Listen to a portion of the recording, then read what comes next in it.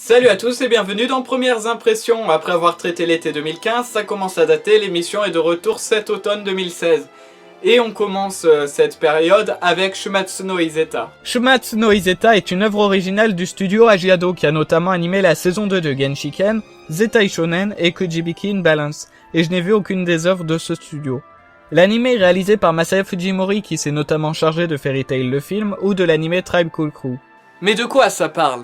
En 1939, la nation impérialiste Germania a soudainement pris le contrôle de ses pays voisins. Toute l'Europe a été impliquée dans ce conflit.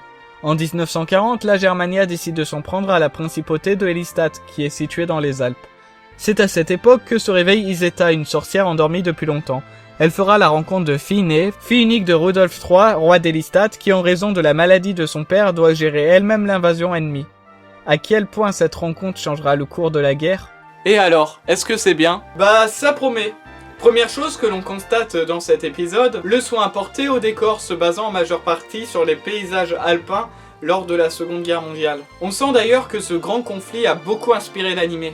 Les enjeux étant plutôt proches même si les noms de certains pays ont été inventés. On nous pose dans un contexte historique et on n'a pas besoin de tout nous expliquer si ce n'est les éléments qui changent de l'histoire originale. Par exemple, les soldats de Germania qu'on a vus, bien que portant uniquement un uniforme, on a compris qu'ils étaient antagonistes, qu'ils étaient hostiles à l'héroïne. D'ailleurs, autre caractéristique, j'apprécie le chara-design, qui est plutôt réaliste bien que celui de l'héroïne et de la sorcière se distingue. On en sait peu sur Izeta, mais ça viendra. Concernant Fine, j'apprécie ce personnage.